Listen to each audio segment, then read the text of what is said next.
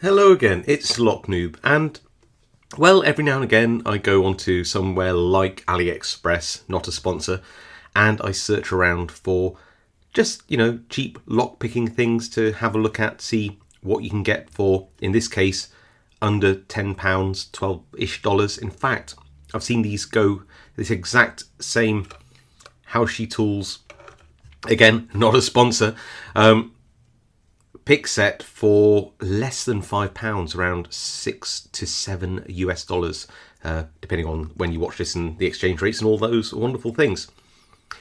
And for a fiver, I'm just going to get it straight out of the way, you probably can't go too wrong. However, you've got to bear in mind that this is not a super high quality tool. How can I tell? Well, it's not too bad. It seems to be aluminium. You get lots of different colours. I went for the I say red, but it's slightly more of an orange anodized aluminium handle. There's loads of different colours. But just watch this. So you've got 1, 2, 3, 4, 5, 6, 7 profiles. Not too bad. I can close them all up and put them in. But you might notice a bit of a problem here. That's one. But these two, if I put those two in, the ones at the back. Let's have a go. Hold on. A bit of a fiddle to get this out, but these, once they go in, especially that last one, it goes all the way down, it gets trapped. I don't know whether you can tell, but if these go down too far, they're too long and they actually get trapped on the inside, to the point where I need to get another tool to just prise them out. There you go. You hear that click? So they go in, and you can't easily get them out with your your fingernails if they're down all the way. And yeah, they're just too long. I don't really see it, but they're actually trapped to the end. Is that a big deal? Not really, but it's a bit of a pain. What I might do in a minute is just take a small file to these, and you can see that some of the edge work on this is pretty rough. Let me just take a file to some of these, and we'll come back and we'll see what it's like once you spend 5 minutes with a file just taking off some of the edges and making it a little bit smoother. Right, 2 secs.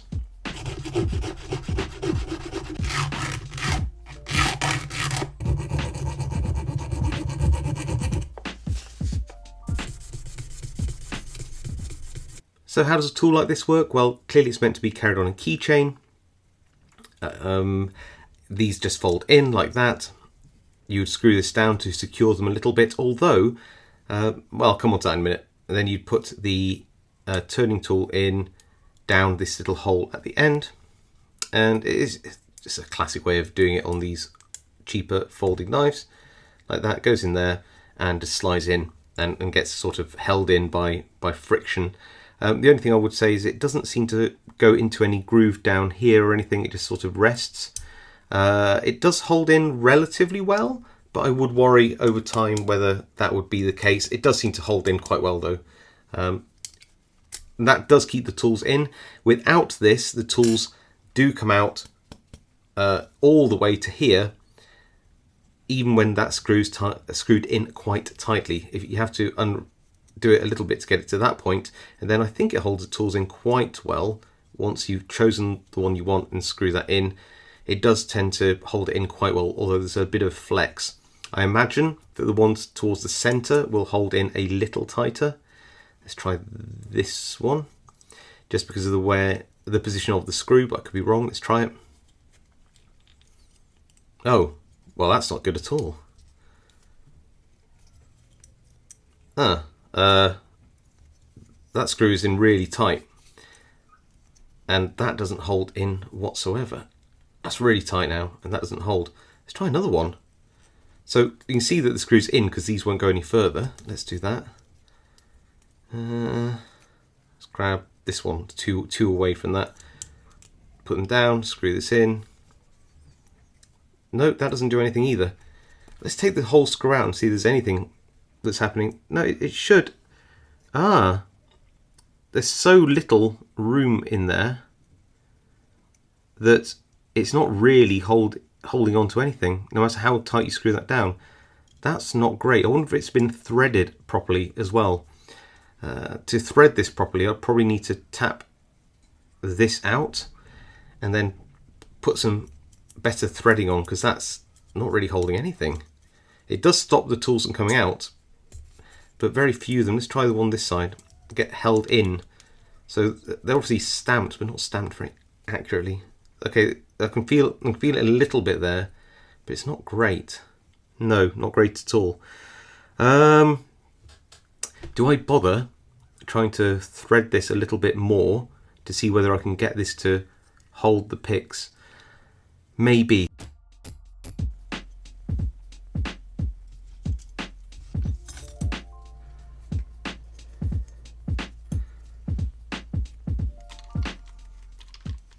Aha, we have success. So by just re-threading everything, we do have some success. So let's see if I can reassemble all of this and get it back to how it was before.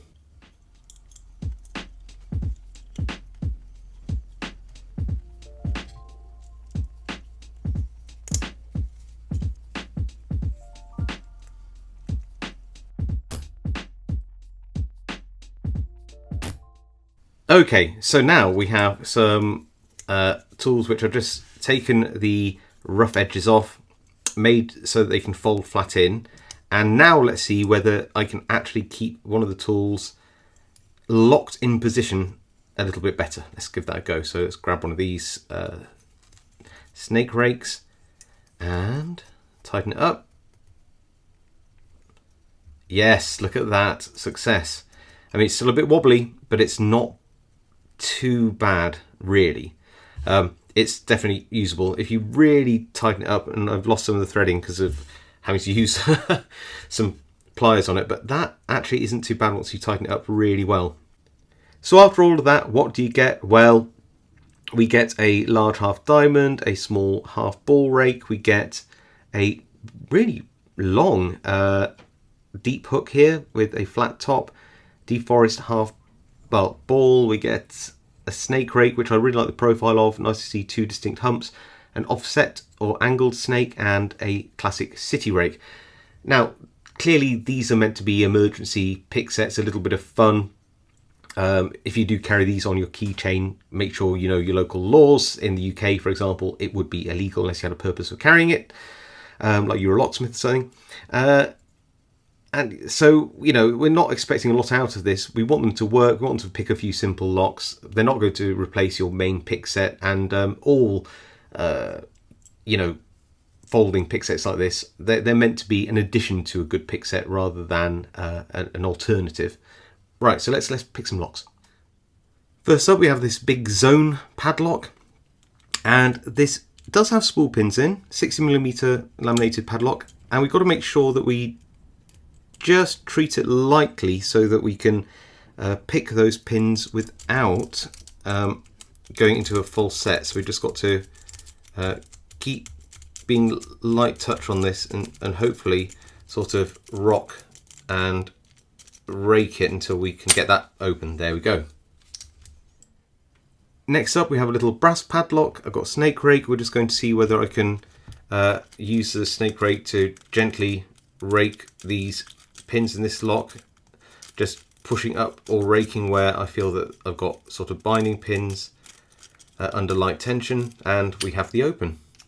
Sort of just stroke the pins. And now we come to a bit of a problem. In terms of the only sort of hook profiles I have, discounting the half diamond, which is a bit of a hybrid, we have this deforest ball and this hook, and they are both huge. Imagine if I had a small keyway lock like this and my turning tool, which is the only turning tool with this particular kit. I can't even get in the hook, never mind this deforest diamond. It would be sort of pointless. So if you had a smaller padlock without a small half diamond or a small hook, you're really going to struggle. You know, this is an ABUS, it has spool pins. I can't easily rake this open. I want a hook to just get under there. So this is where this falls down a bit. Same with locks like this, where you could actually benefit from, say deforest half ball. This is actually really good. These picks are around 20 thousandths ish. This is perfect for picking up. Let's move that down there. Picking up these non-paracentric keyways, that'd be brilliant. But then I don't have a top of the keyway tool, and keeping this stable to do top of the keyway tension would be too difficult.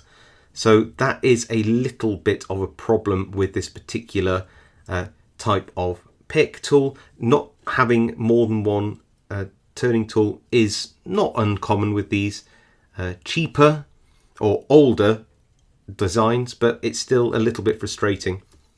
What you could do, and it definitely void your warranty, but then again, everything I've done so far disassembling this probably has already done that, is you could take this angled snake, which isn't my favourite profile, and just file off a little bit here and all of this bit of coloured in black here, and you'd have quite a nice little short hook, and that would certainly help you get into more locks with a little cheap set like this.